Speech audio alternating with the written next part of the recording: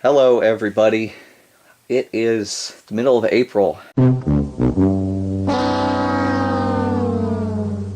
and it is finally time for my March collection update video. We got Crystal here again. Hey, sup? So, we have a little bit of everything except posters again. There's actually quite a bit this month because it was an extra paycheck month. So, I got a little bit extra again, just like last month. We'll actually start with video games for the first time in a long time, if at all.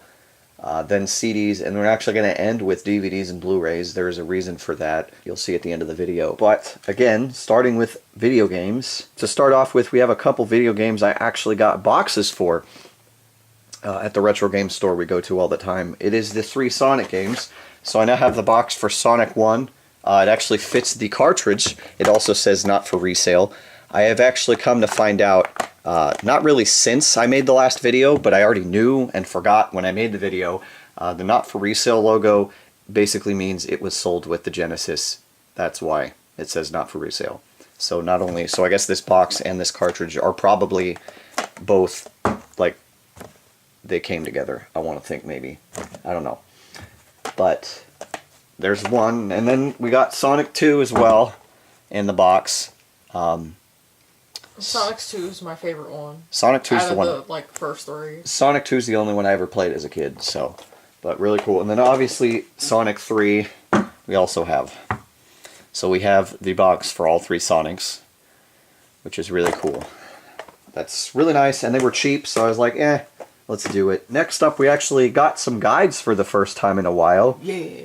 There's a couple of these here. Some nice guides. First up, we actually have the Nintendo Power Guide to Pokemon Red, Blue, and Yellow.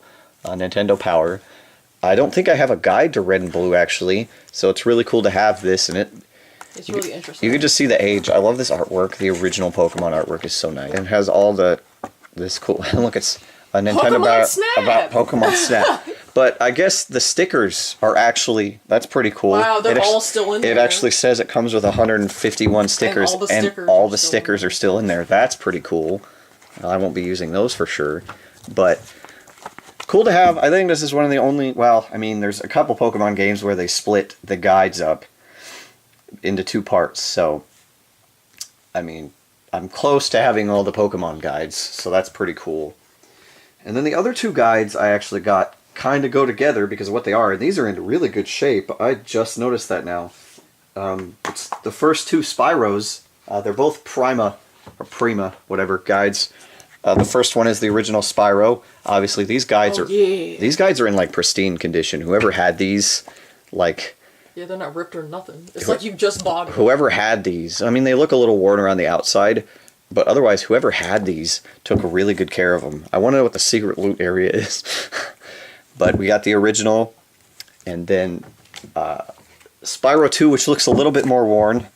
Yeah, Spyro 2 was my first PlayStation 1 game. I don't remember which one mine was. Oh yeah, it was like sports games. So I have a really, biased memory, or bias, of this game other than the other ones. Yeah, so. But we have both the first 2. I'd like to get the third one. I mean, I'm technically 100% or 117% the third Spyro, so I already know everything about it, but it'd be cool to have the guide at least. But we actually move on to new stuff.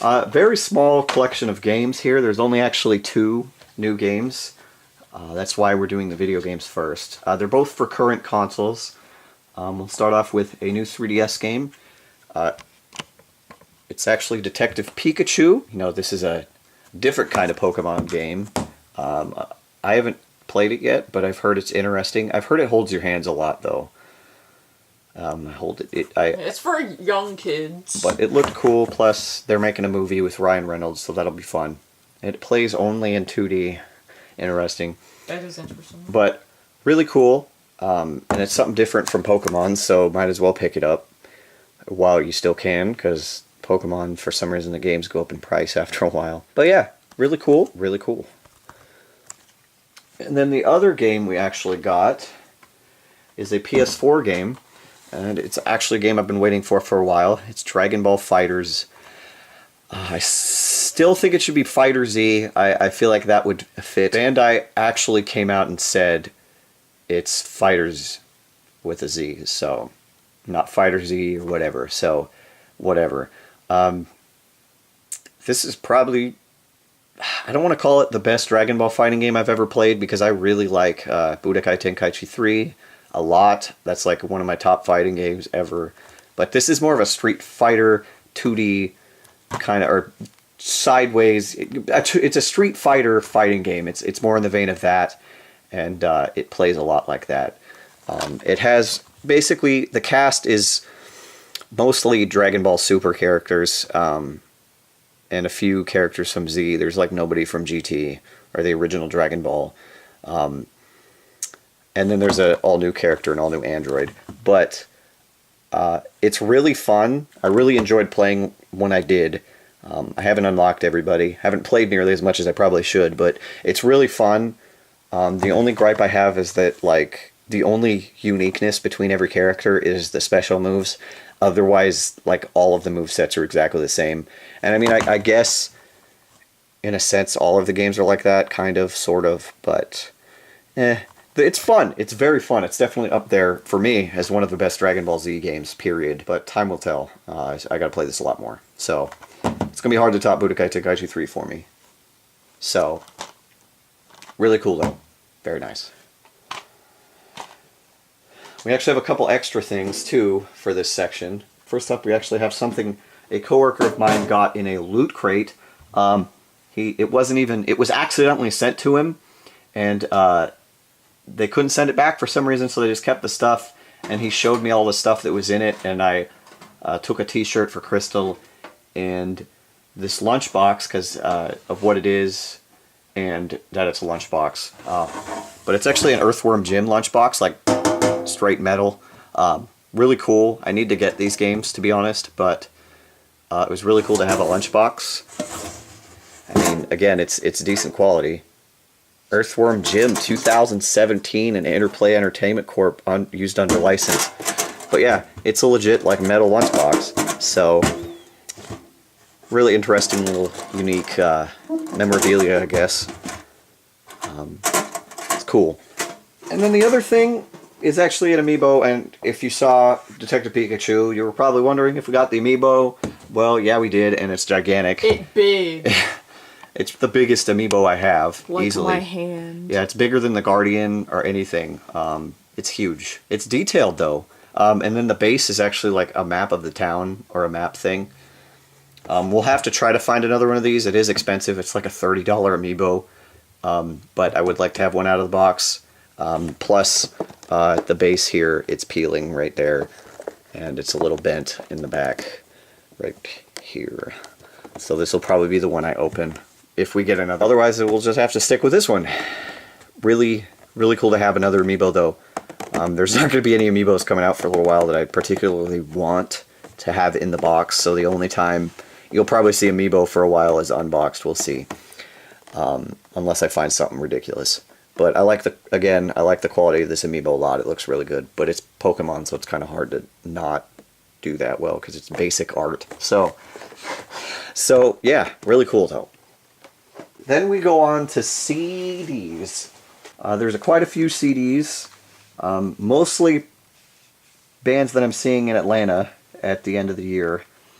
But there are a few bands that aren't, and I will point them out. I think there's only like 2, actually. We'll go ahead and start off with the one classic rock CD that technically the band or the original guitarist is playing is opening Prog Power in Atlanta.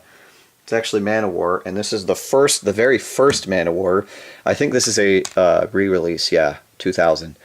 This is the very first Manowar Battle Hymns.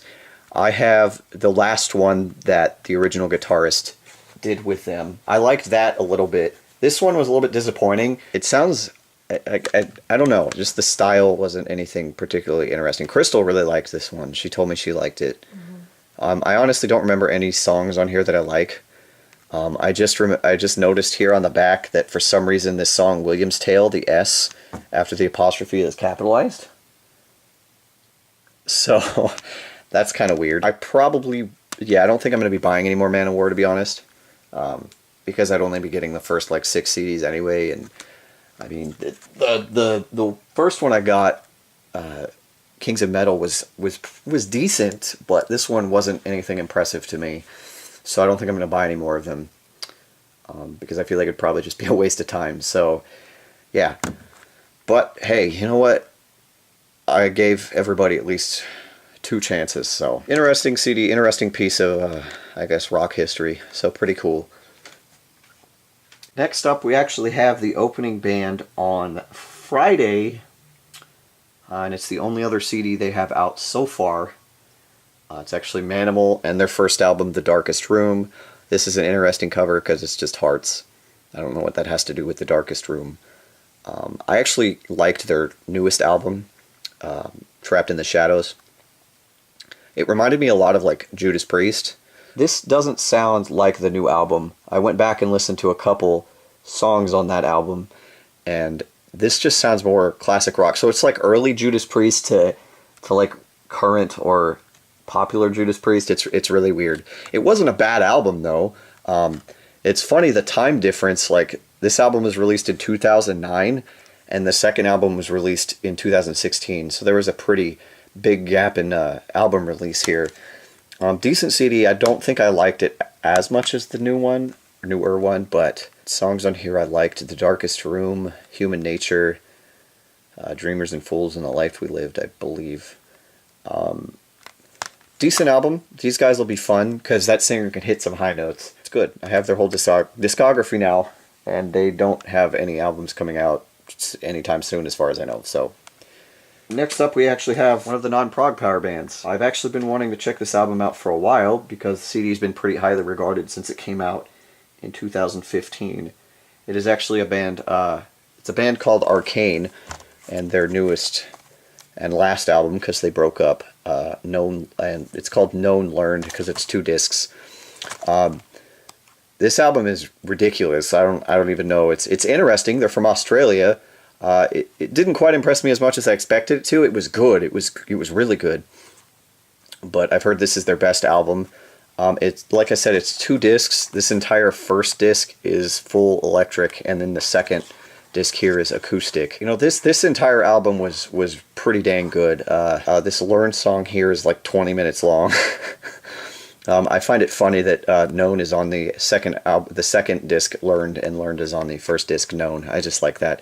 And then Promise Part 1 is the end of disc 2, and Promise Part 2 is the end of disc 1. So are they trying to say that it's just a giant, like, one overarching circle of an album? So it's like you play through this one and then this starts it over again? Or is it supposed to be the second disc first? I don't know. Because even there's 2 Keeping Stone songs on each, you know. But both Promise songs are good. Unturning, Womb, In Memoriam, the Learned song was good. This acoustic album is actually pretty impressive. I liked it. Pretty much all of them. Pretty good album. Unfortunately, all their other albums are like out of print, or they had to like independently release, so they're not available. But that's okay. You know, it's good. It's good. It was interesting to listen to these guys finally. I've been wanting to check this album out for a while. Cool to have, though.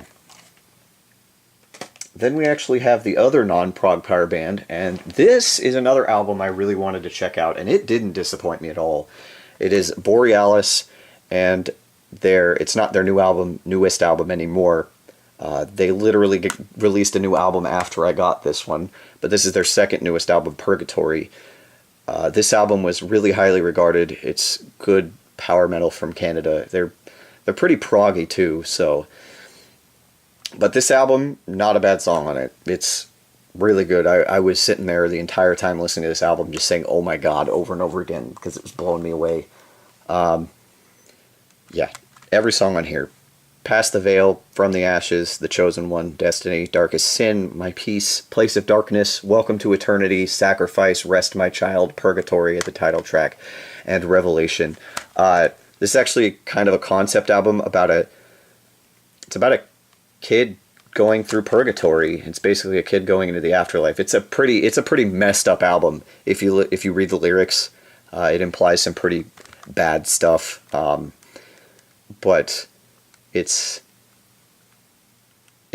really good. I'll have to get their new album because I've heard good things about it. The Offering, and then their other stuff I'll try to get. But I guess the singer just has progressively gotten better and better. So the new album should be pretty darn good too. So, but this was a really, really good album. I like it a lot. Then we go on to the second band on Thursday night in Atlanta, and actually the official replacement for King Crow, the band that I'm still upset canceled ProgPower because, oh my god. But it is actually Oceans of Slumber, which I actually have an album of theirs. I got it back when I went and saw Pain of Salvation, and then they canceled or only did a couple shows on that tour, which was dumb. But I got their new album, The Banished Heart. This is actually the lead singer on the cover, I believe. Again, I remember now that Winter was okay. It didn't impress me too much. But because I forget that they go from like 70s prog with the female singer to like doom death metal. It's really weird. I actually think I like Winter better than this album. The Decay of Disregard was good. The title track, The Banished Heart, was good.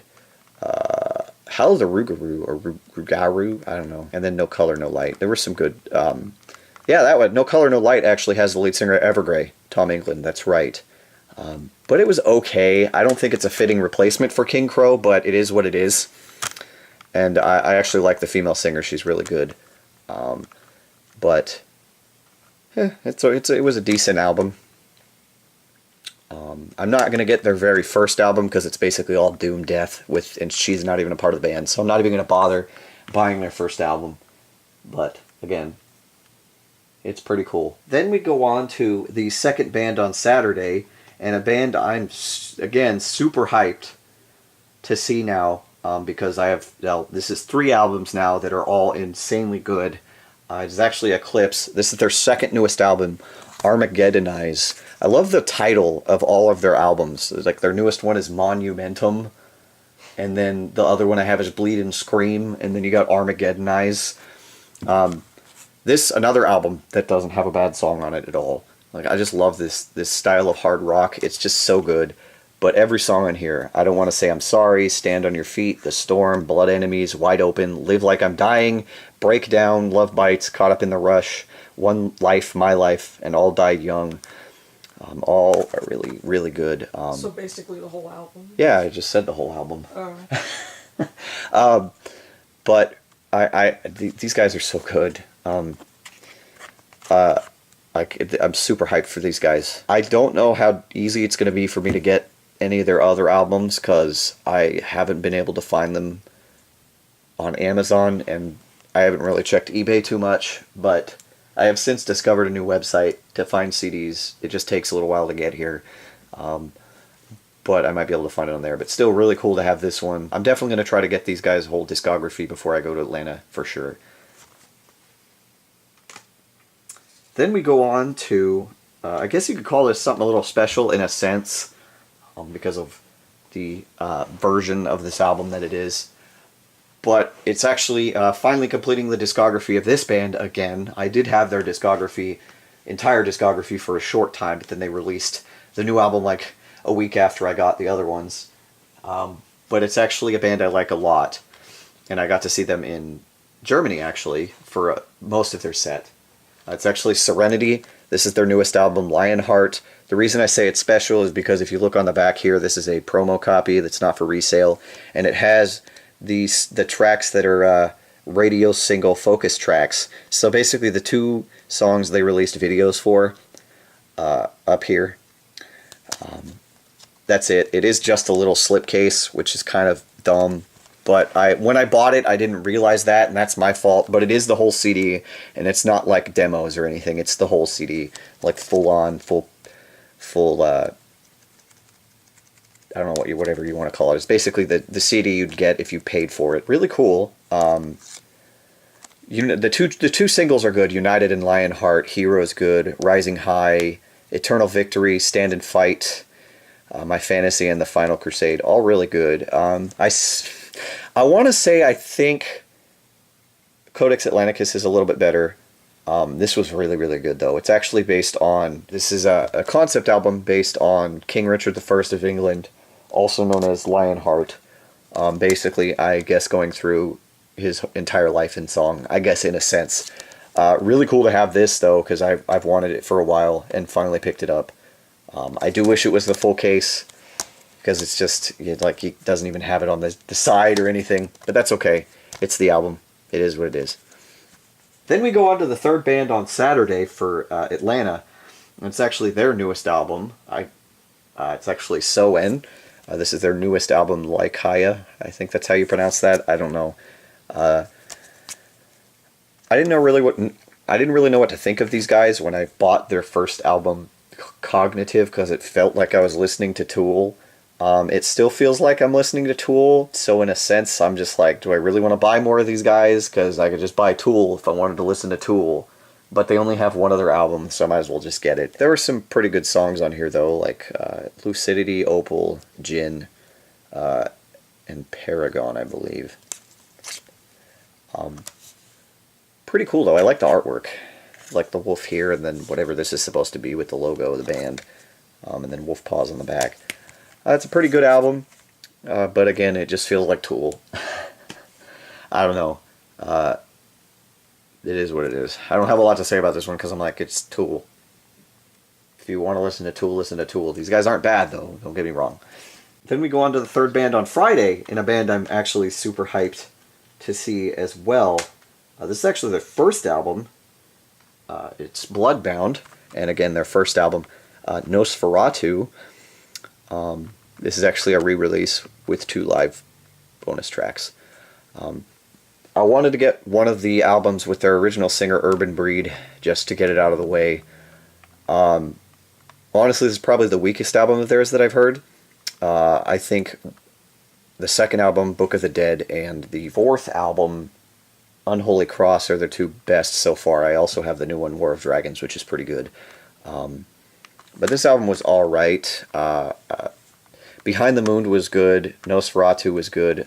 Des Demon Amelia. I just love that, the title. Des Demon Amelia was pretty good. Screams in the Night, and then Midnight Sun, and On the Battlefield. Pretty good. They did do one more album with Urban Breed after the second one, and I will get that at some point. This is another one I'd like to complete the discography for before I see them in Atlanta. But pretty cool to have. I like this. Oh yeah, it's Nosferatu, who's a demon, and whatever. Yeah, that's why the cover is that. Really cool though. Really cool. Then we go on to the third band on Thursday night. And I finally got another album of these guys. It's actually Dream Evil. This is their fourth album, United. I believe I actually got this one because it was the most highly rated one on a website I go to that does reviews and stuff. And I have to say, I might have liked it better than 6. It was good. It's just straight heavy metal. It's pretty good, and it actually has an entire bonus CD with like 5 songs on it. But the title track, United, was good. Evolution, Let Me Out, Kingdom at War, Falling, Back from the Dead, and My Number 1. And then I believe Dynamite and Into the Unknown on the bonus track were good. Or Calling Your Name as well. This is a pretty good CD. I'll be getting more of these guys because they're pretty popular. And they aren't bad.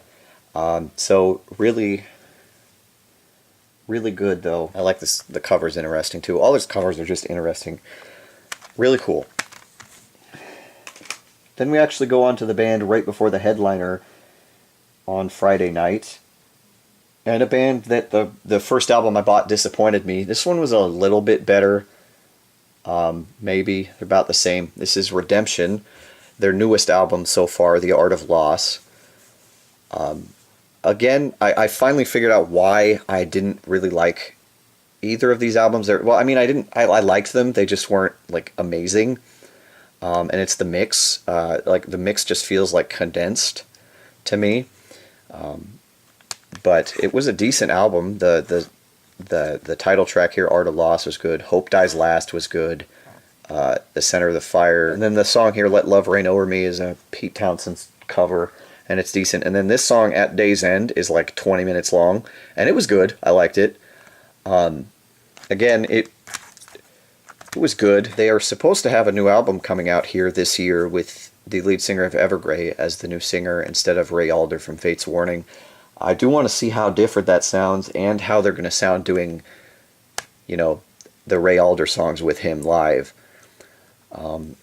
Funny thing about this CD here, this wasn't the first Redemption I bought in March.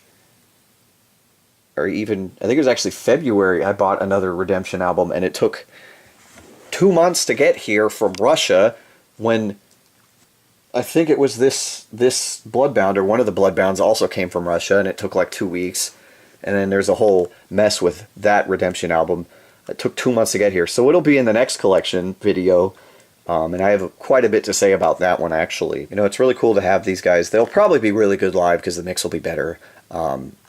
But we'll see.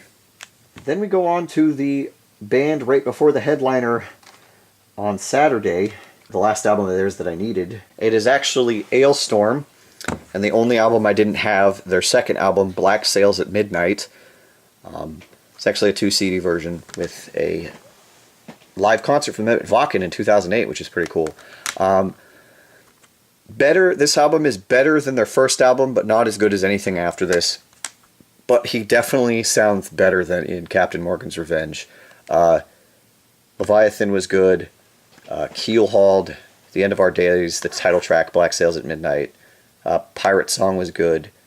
And Wolves of the Sea. Pretty good. These guys, again, I say this every time I have one of their CDs. These guys are going to be a trip when I see them.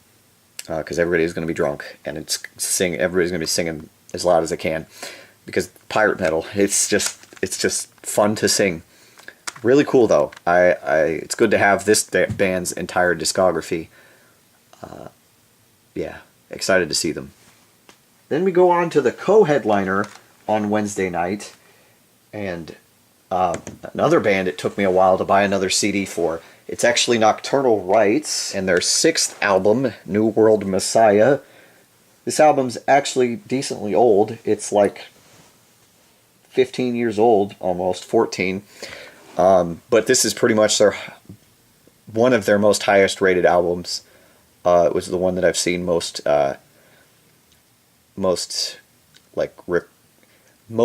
suggested CDs of theirs. And I will have to say, their newest album, Phoenix, actually disappointed me a bit.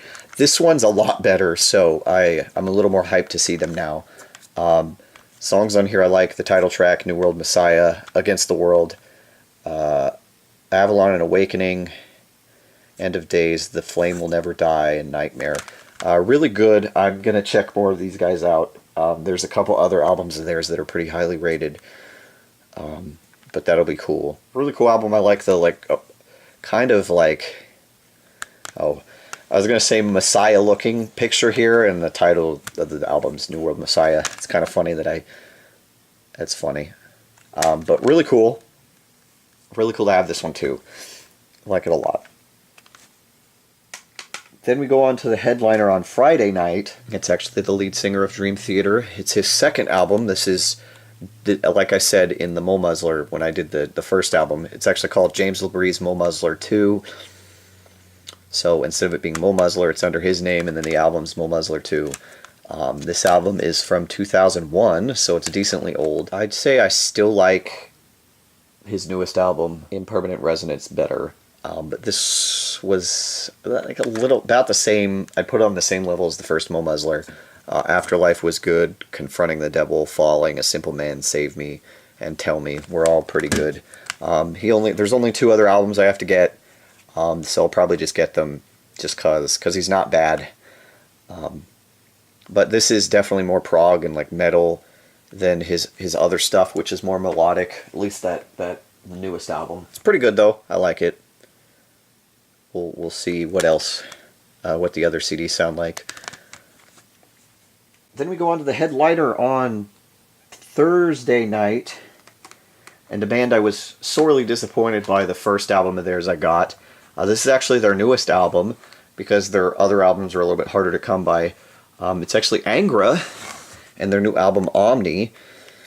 Now, the reason I wasn't particularly impressed is because their current singer, I just can't get into him. However, this album is a lot better than the album before it, Secret Garden. I actually enjoyed this album. So another Machines Taking Over album, because every metal band has to do that ever. Really, I actually enjoyed this album more than I thought I would. Songs in here I like. Light of Transcendence was good. Travelers of Time, Black Widow's Web, Insania was pretty good. Caveman, and then the Omni, 2 songs here were good. Really good. It was solid. I'm gonna get the rest of their stuff because all the CDs with the previous 2 singers are like hugely regarded as really good albums. So I'll be getting those. But really cool. It's really cool to actually thoroughly enjoy this album. So it was really good. Then we go on to the headliner. I guess you could call her the headliner of the whole festival because she's closing the whole festival. It's actually Tarja, the original singer for Nightwish. This is her second album, What Lies Beneath. Again, like I said, I'm not too into her because she does go super operatic and I don't like that too much. But again, like the other one, it wasn't terrible because she doesn't go operatic that much. There were some good... I put it on about the same level as the Shadow Self. Ante Room of Death, Until My Last Breath, Dark Star, Rivers of Lust. She actually does a song entirely in Spanish, which is really cool here. Falling Awake, The Archive of Lost Dreams, and Crimson Deep. They were all pretty good. She only has 2 other albums. I'm probably going to get them because it's not that bad. But again, I don't even know if I'm going to stay to see her in Atlanta because she's going to be playing late. Plus, it's after Ailstorm, and Ailstorm's going to... she's going to have to top the band before her, which is pretty funny. But we'll see. It ought to be fun. But really cool. We go on to DVDs and Blu-rays now. First off, to start this section, we're actually going to do a couple special things for this. I'm putting them in this section because they're TV and movie related. I mean, I guess this first one isn't necessarily, but there's movies and a TV show based on it. It's actually a Spider-Man clock. We found it at Goodwill. It's him on a cityscape of buildings. I think it's really cool. It's not running right now because there's no batteries in it. And that building's loose for some reason. But, you know, pretty cool. Again, we found it at Goodwill for super cheap. So it's a nice little collectible thing, I guess. Wanted to put it in here because it looks kind of cool. And it's something different. Then the other 2 things are actually semi-related. And they're related to a pretty famous animated series. It's actually Ren and Stimpy. First up, Crystal actually got these both at Toys R Us. To the closing Toys R Us, because they were having discounts. First up, we actually have a Stimpy. This isn't just any Stimpy. It's a Bobble Butt. If I can...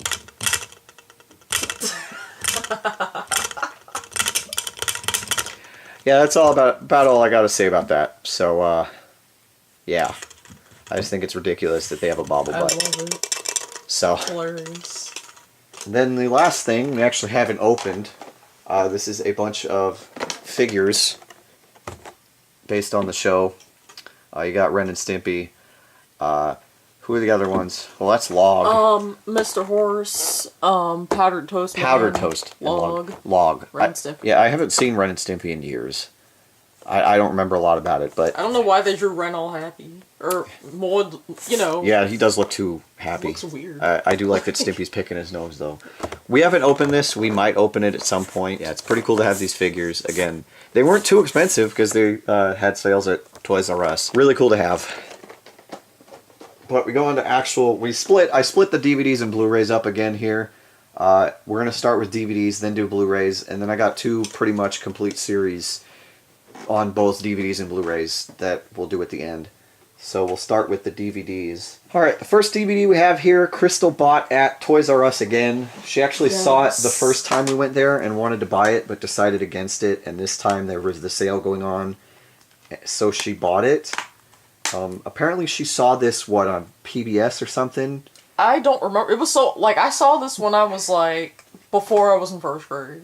Yeah, so it's super young kids show. Yeah, I was probably 4 or 5 when I saw this. It's called The Busy World of Richard. Is it Scary or Scary? and it's the whole series, 65 episodes from 5 seasons. I just remember watching it a lot when I was like a really young kid. Yeah, I've never seen this show. And there was also like books, like Okay. really thick. Wasn't this like books. $5? It was something ridiculously cheap, wasn't Yeah. it? Yeah. So she's like, oh my god, and just bought it. So I know nothing about this series. If anybody watching this knows anything about it, go ahead and comment, because this is one of the few ones I have nothing at all, no knowledge of it at all. So, but she wanted it, so she got it.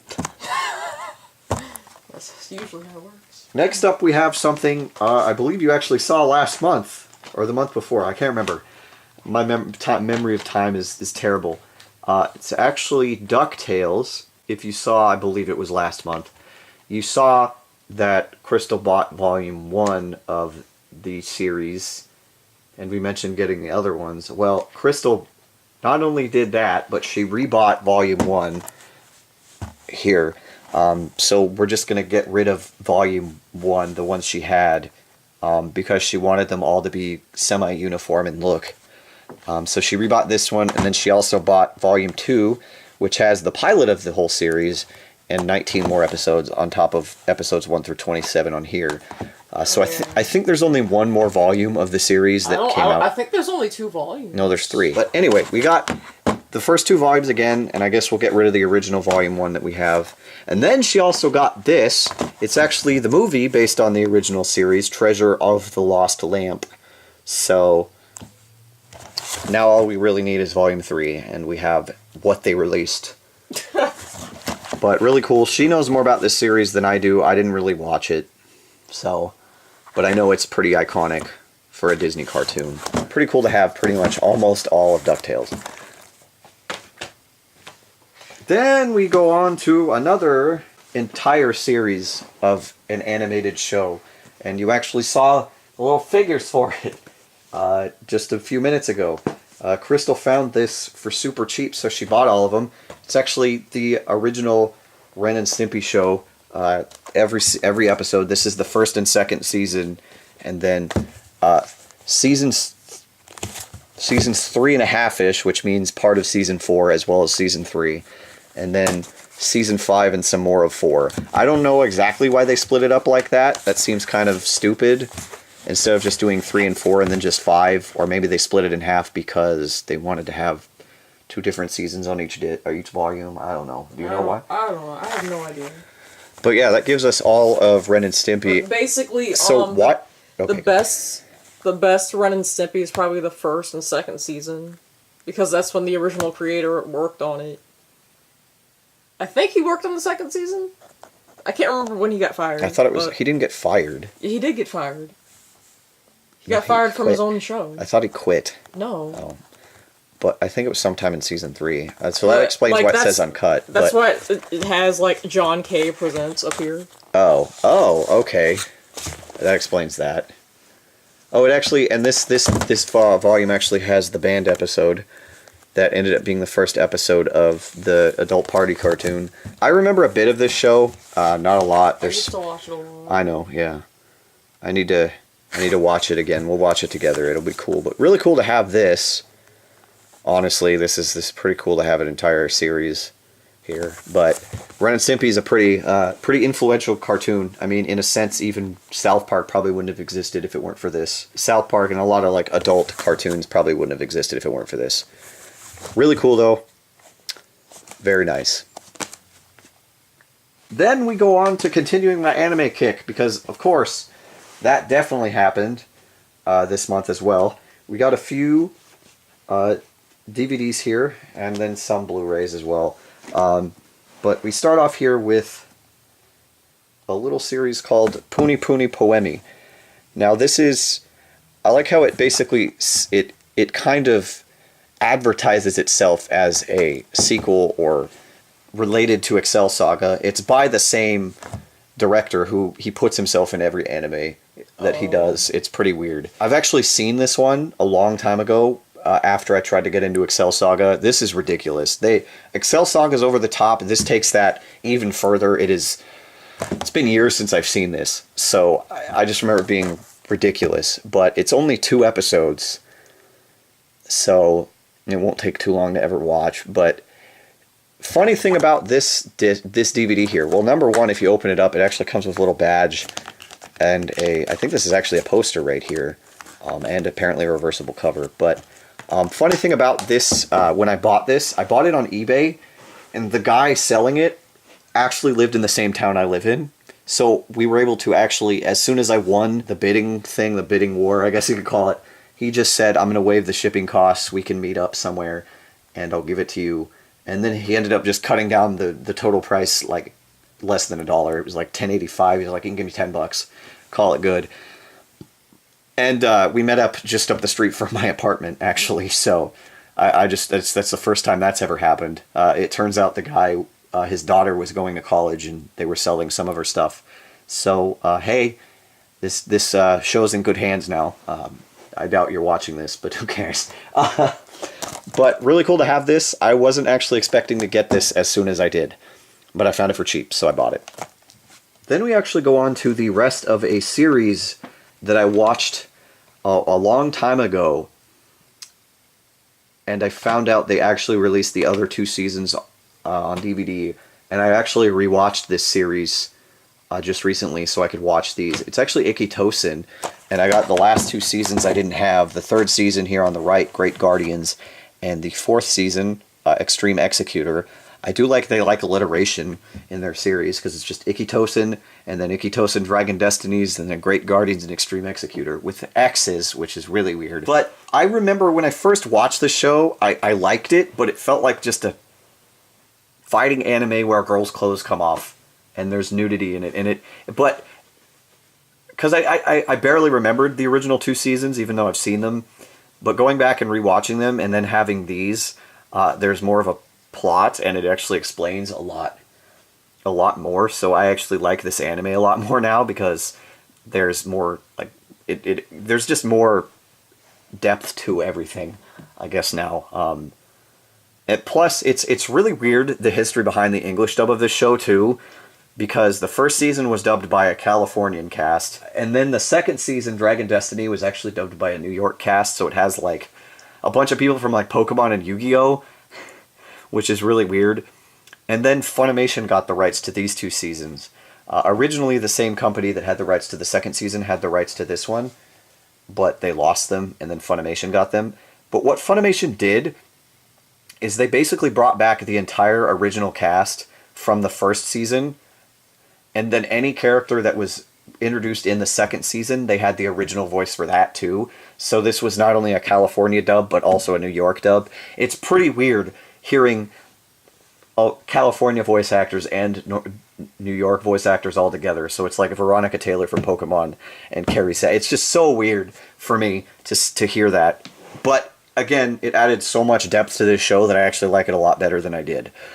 Again, it is pretty, I don't want to say gratuitous, but it's women beating the hell out of each other, and there is nudity, so it's a pretty fan-servicey anime, but it's a lot of fun to watch, because they, again, with these 2 seasons, they added a lot of depth. This 4th season actually has the 45-minute OVA where they go to Kyosho. There is actually another OVA that introduces a bunch of new characters that everybody thought was going to lead into a new series that never happened. So, and that was never dubbed, so I'll never get that, but that's okay. Again, really cool show here. If you're into, like, fighting anime and you don't mind a little bit of nudity, check this out. Then we go on to a couple of movies here, and these are all movies I didn't expect to get, but I found them at a used store, and there was a sale going on, so I got these for super cheap. First up, we actually have, this is the Samurai X Trust and Betrayal director's cut, apparently, movie. Samurai X, first of all, it's Rurouni Kenshin. This is the ADV dub, because apparently Rurouni Kenshin went all over the place when it came to licensing in America. This was originally 2 different movies that they edited together into one. I haven't seen anything Rurouni Kenshin, but this set of movies is really hard to come by anywhere, so I just bought it. Eventually, when I get the whole series, I'll go through these as well, but I haven't seen this, so I don't have a lot to say. I do know Rurouni Kenshin's pretty influential, though, so really cool to have, though. Then the other movie I got was one that I really wanted because I want this series. Again, I got this on sale and I couldn't find it anywhere for decently cheap, but it's actually the Oh My Goddess movie.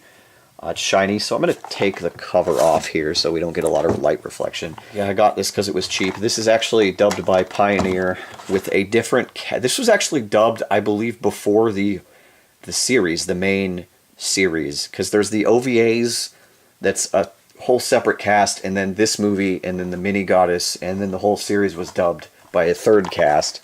I'm gonna enjoy this movie because of the dub cast. There's a lot of voice actors and actresses that I like a lot doing the dub cast for this. I'm not gonna get Mini Goddess, but I will get the series. It's really cool to have this because this was another movie that's been on my list for a very, very long time. But really cool to have. Then we go on to a season of a show that I haven't purchased in a very long time. Thankfully, the DVD box sets are still decently cheap. And I went with this one. I'll have to get the last one I need at some point. But it's actually Season 4 of Digimon, or Digimon Frontier. I find it a little weird that they didn't actually call it Digimon Frontier, because if I remember correctly, nope, the first 2 seasons of Digimon are just called Digimon, but then they called it Digimon Tamers on Season 3. I would have expected this to be called Digimon Frontier, but it's not. I've been wanting, it does say Digimon Frontier right there though. I've been meaning to have this for a very long time. I still haven't finished Season 3, I don't know why, but this only leaves Season 5 to get, and I will get that at some point. But it's really cool to have this because this came out 5 years ago now, actually. Wow. Really? I didn't realize it's been that long. But yeah, really cool to have this. It's been a long time. It's been a long time. I remember having the other box sets in the early videos for this series, so... But I actually really liked this season when it came out. Or I didn't actually see it when it came out. I saw some of it when it came out, and then I didn't see the end of it until like high school. So it's really cool to have though. This will be fun. And then the last DVD for now is actually another movie, and it's another movie that I actually found at the Retro Game Store because it was cheap. And again, another one that was really hard to find anywhere. It's actually the End of Evangelion movie. This is basically the last movie that concludes the original animated series, or the original anime, sorry. I do need to get Rebirth, Death and Rebirth, and then the original series to have the whole thing. And then I do have the first reboot movie, 1.11, but I do want the original series. The original series is going to take me a while to find, because apparently it's out of print and hard to find, but I'll get it eventually. Really cool to have this. It was super cheap. I had to pick it up because I didn't know if I'd get it anywhere. This looks psychotic here, though. That's kind of weird. But really cool to have more of Evangelion. It'll take me a while to watch, though. Then we go on to Blu-rays. And there's a few here, just basic ones, a few individual ones. We actually start off with a concert Blu-ray, and one that I've been anticipating for a very long time. It's actually the Ayreon Universe Best of Ayreon Live Blu-ray. I watched this, it's phenomenal. Do I think it's better than the Theater Equation? I don't know. Mix-wise, no. Song-wise, there's a lot more songs and a lot more singers, so I'd say yes. But it's a long... These are all songs.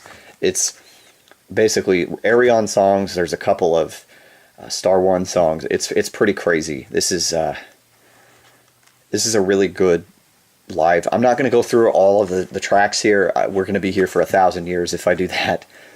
But there's a bunch of guest singers from all of his albums, like Tommy Karavik, one of my favorite singers, is there. The lead singer of Blind Guardian, Nightwish, friggin' Damian Wilson from Threshold and a bunch of other stuff. Yeah, there's a lot of pretty popular people there. This was a fantastic Blu-ray, a fantastic concert.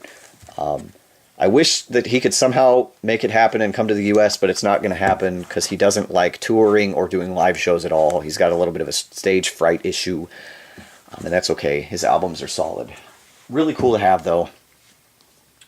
I definitely enjoyed this an insane amount. Then we actually have an anime Blu-ray here. It is actually the third Digimon Adventure tri-movie, Confession. Yeah, this came out not too long ago. There are still 3 more that are going to come out for a total of 6. I haven't watched any of them yet. I'm trying to decide if I want to wait till they're all out and then just binge watch all 6 or just watch these 3 and wait. But really cool to have this because Digimon is my childhood, especially this series. This is based on the original series. And most of the original voice actors and actresses come back for it. Digimon and human otherwise. Really cool. I can't wait for the other ones to come out so I can watch all of them. But this is just really cool. I don't know, man. It took a while for this one to come out. They were coming out in like 3-month increments, and then this took like a year. I don't know if something happened with this one or what. I don't know. Really cool, though. Then we go on to a movie that is really highly regarded, won some Oscars, and Crystal really loves this movie. I haven't seen it yet, but it's, again, pretty highly regarded. It's actually Get Out. Yes. Written and directed by Jordan Peele, the comedian, and this is not a comedy. This is like a horror thriller. It's a horror suspense. Yeah. No, like a suspense thriller, not really horror. Because when you say horror, people think like slashers. Yeah, okay, that's fair. It's more of like a suspense film. But I've heard this movie is really, really weird. So I do want to see it, though. It's so good. Yeah, it won I think it like best script writing. It won the Oscar for it. Wasn't like a huge Oscar, but still. It was so good. But I need to see this movie, definitely. It's going to be good. People didn't expect it to be as good as it was. Yeah, I was like, oh, this is like his first actual movie, it'll be okay. It'll just be, him getting started, blah, blah, blah. And then it's like, oh my god. It's like, so good, man. But yeah, I can't wait to watch this with her. It'll be fun. Then we actually go on to a couple of Marvel movies. 2 MCU movies and 1 Fox movie. We'll start with the Fox movie. It's actually Logan. It took me a long time to watch this movie. I've heard it was probably the best X-Men movie, to be honest, by a lot of people. I am inclined to agree with that, to be honest. After watching it, I was actually told to watch this and one of these other movies you'll see here in a second. I was told to go buy it. So as soon as I could, I went and bought this and that movie. I watched them both. This movie is amazing. I don't know. They made an R-rated X-Men movie. It works. The acting is insane. What's her face? The chick who plays X-23 does a phenomenal job for barely speaking. I don't even know. Yeah, this movie is just. I saw it in the theater. It's so emotional, though. Yeah, especially like I'm not gonna ruin too much, but this movie will break your heart. Trust me. But really good. Everybody does a great job, and plus, apparently, the Blu-ray comes with this Logan Noir version, which is the entire movie in black and white, and it's actually its own disc. Oh. So, I watched the normal one because I'm like, I don't need to see the movie in black and white. What's the point? So. But this movie is so good. It really is. Then going on to the MCU movies,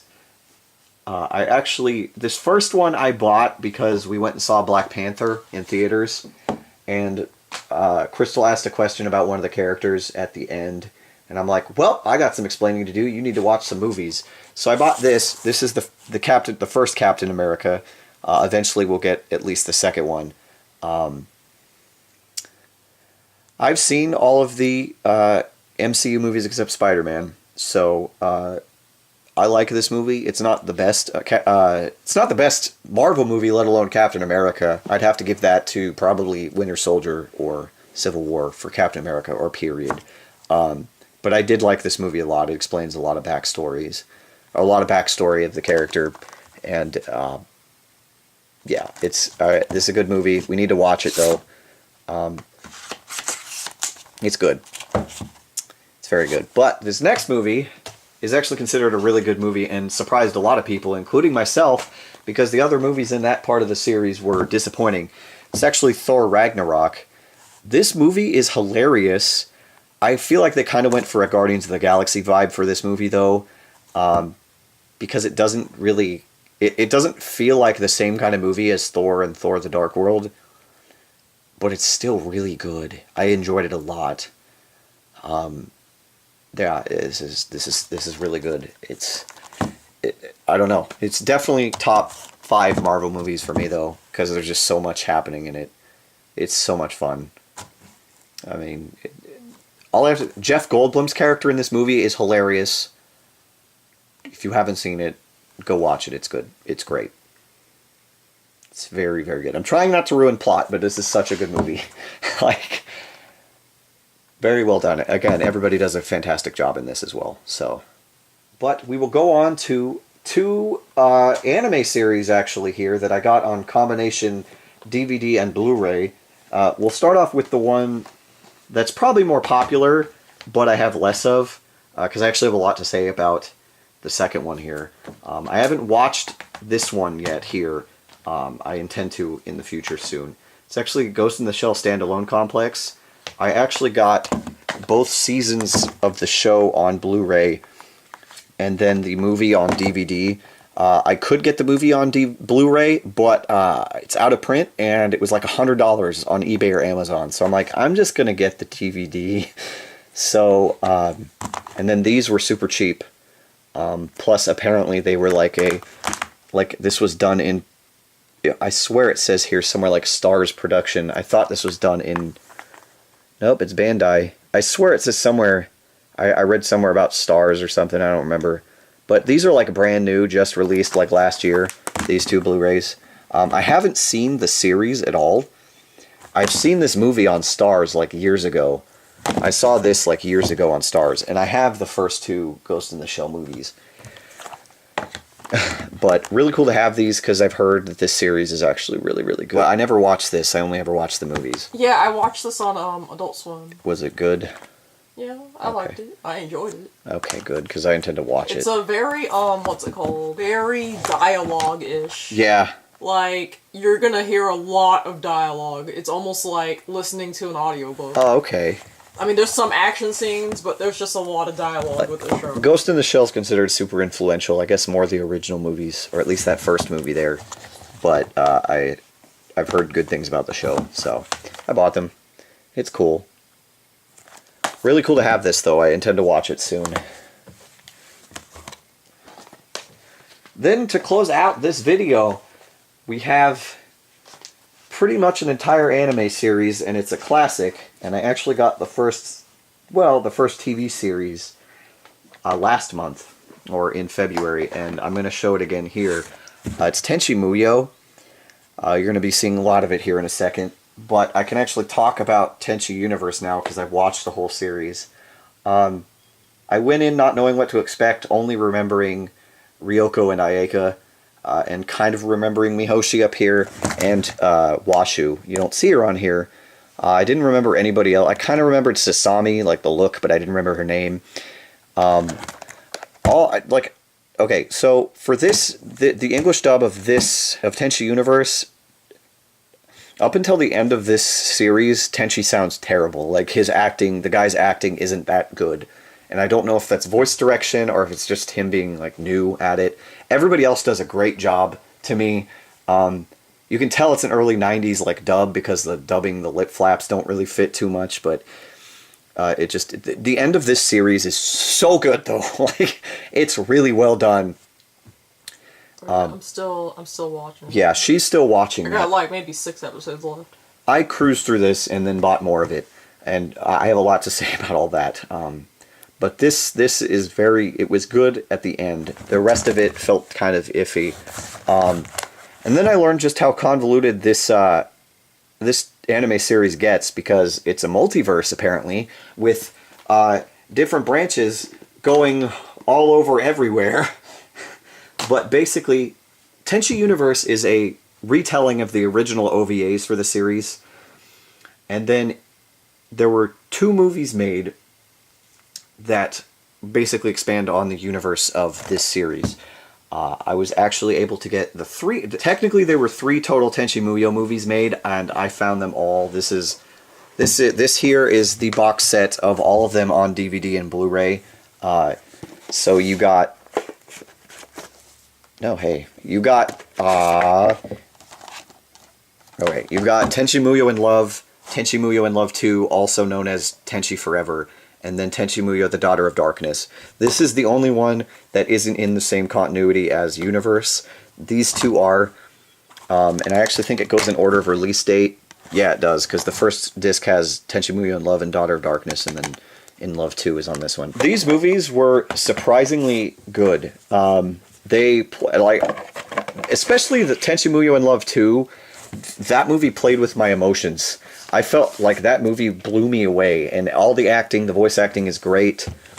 And then the first movie has to do with Tenchi's mom, and the second movie is just its own thing, but it's still really good. But the second Tenchi Muyo in Love is amazing. Like, that is a very good movie. And then this movie collection actually came with a little art book that has to do with all 3 of the movies on it. And pretty cool to have some art based on everything. Really good. All the movies are good. I think that it progressively got better by date, or by release date, I guess technically. And then I went and I bought the second TV series, Tenchi in Tokyo, which is its own standalone thing as well. I'm just going to flip this over real quick and show you the Tenchi multiverse. This is the Tenchi multiverse. This is Tenchi Universe, and then you got Tenchi Muyo in Love and Tenchi Muyo in Love 2. Daughter of Darkness is its own thing, but it does have a lot of connections to Universe. Tenchi in Tokyo is its own thing. And then technically I feel like the OVA should be, because Universe is based on the OVA, it's a retelling, and that's part of the OVA. And then GXP is its own thing, and then you got this. But again, Tenchi in Tokyo, another really good one. This one actually was very good. There's a lot more filler, obviously, because it's its own 26-episode series. But again, the ending, most of this actually was really, really good. It introduces a new character that at first annoyed me, but by the end of the series I was kind of rooting for, because it's just so messed up that just everything the show plays with my emotions so much. Very good here. This was really good. I remember, I feel like when I saw Tenchi Muyo as a kid, it was probably Universe, but I remember seeing ads and seeing stuff about Tenchi in Tokyo, unless it was the original OVA. I don't remember. I think it was Universe. I don't think I ever saw this because I don't remember it. But this is also very, very good. And Tenchi starts, like in the movies and in Tenchi in Tokyo, he sounds really good. Like he's gotten better. It's very good. I don't know, man. It's just, the show actually was really good. And then I actually went, and I'm showing you in order of what I bought, in the order I bought them.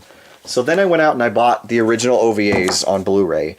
This is actually the first 2 series, so the first 13 OVA episodes. They're actually a lot longer than the actual series. And compared to, like, Universe, it's a lot more...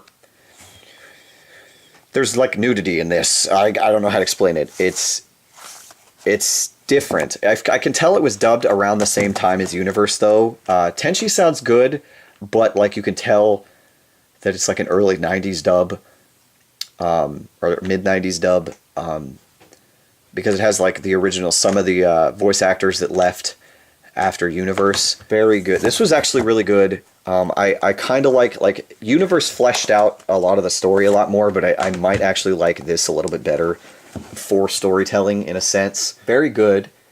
And before I go on, because a certain voice actor from the series left after this point. Basically, she stopped voice acting in general. The original voice actress for Ryoko, Patria Burchard, I think that's how you pronounce her name. I don't remember. After watching this, she's like a top 5 voice actress for me. I don't... She does so good. Like, Ryoko far and away is the best character in this show. Hands down. And then she left. Basically, technically the last Tenchi Muyo release with her in it is Tenchi Muyo in Love 2. But this was the last thing I saw her in. Now, there is more of the OVA that was released. There is a little bit of it that was never released in America because it was just concluded. The 4th series was just concluded in 2017. But this here is actually the 3rd series. It is only on DVD, and it's called Ryooki, which is the original title for the OVA itself. So technically this is Tenchi Muyo Ryooki. But for some reason they decided to call that this in in that. And for some reason, it's dubbed by, like, Ryoko's different. It's actually Mona Marshall, which is really weird. But all the other voice actors come back. The voice of Tenchi and everybody. Which is weird because it had been like 4 or so years since they dubbed Tenchi at all. Because this was dubbed in like 2003 or something.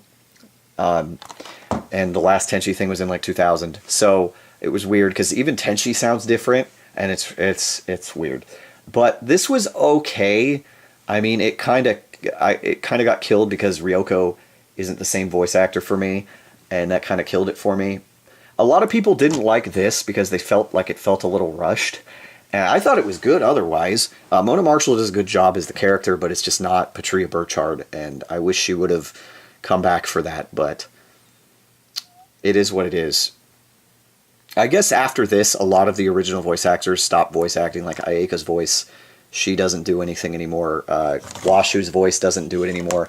Fun fact, Washu actually, the original voice actor, she lives in Oregon and does like Shakespeare plays around here, which is pretty weird. And then the voice of Sasami, Sherry Lynn, who I've seen in other stuff, doesn't voice act anymore. I found that out. But a funny story about this one before I go on to the last thing here. I bought this on eBay, and it was shipped here. And then when I saw it, it said it was delivered in New York. And then that day I got a package from Amazon with this in it. So I don't know exactly what the story behind this is, but I got it, so that's cool. And then for some reason the box is like super messed up here, but I mean it's not that big of a deal. I could just get rid of it, but I like the outer box. I don't know. And it's got tape here, but I don't know. I honestly don't know exactly what happened with this one. But it's cool. And then finally, and this is the only one I haven't seen yet, I did actually get Tenchi Muyo GXP, which doesn't even have the original cast. It's actually a whole new cast, basically based on the Galaxy Police that Mihoshi and in the universe canon, Kione are a part of. I bought it, even this is another one people didn't like too much, but I looked at the voice cast and I was like, oh, there's all these people I know. So I bought it. I intend to watch this as soon as I can, though. Really cool to have this. Tenchi Muyo, after watching all of this last month, I literally watched all of this and Ekitosen. After watching all of this is probably, I don't know if I want to call it a top 5 anime, but it might be. Because especially the movies in Tenchi in Tokyo, and even the OVAs really, I can't even put it into words. I cried. There were a couple points where I honestly cried. It is so good. Go watch this show. Start with, I would say, honestly, start with Universe, then do the movies, at least Tenchi Muyo in Love and in Love 2. Start with those. And if you like those, watch Tenchi in Tokyo, and then the Daughter of Darkness movie. And then, if you want to see the original telling of this series, watch the OVA. This is its own thing, even though it's part of the OVA. And then if you like those, go ahead and check out GXP.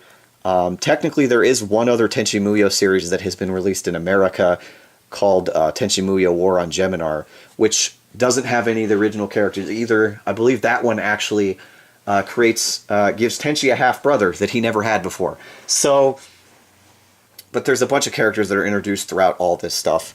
And then technically Japan just did a new series for the 20th anniversary called AI Tenchi Muyo, or I Tenchi Muyo, that I don't know if that'll ever get released in America, as well as the 4th OVA series. But this series is fantastic. Go watch it if you're an anime fan. It's old, and it's a classic. I mean, they all say they're anime classics. But what is the back? I think it says it's on all the Funimation releases. To close out this video, it says, in the beginning there was Tenchi, back when the only cure for an anime fix was a trip to the mail to load up on VHS tapes.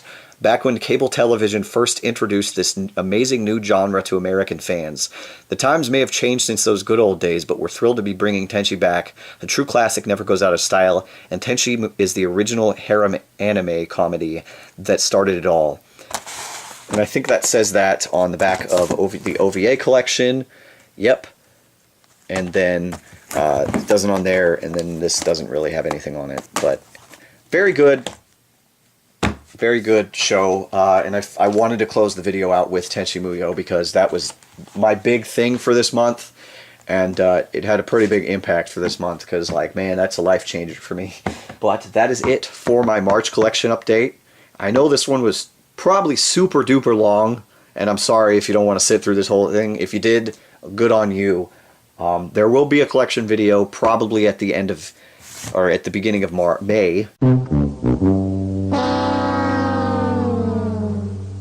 But it probably won't be as big as this. Until next time, we'll see you guys later.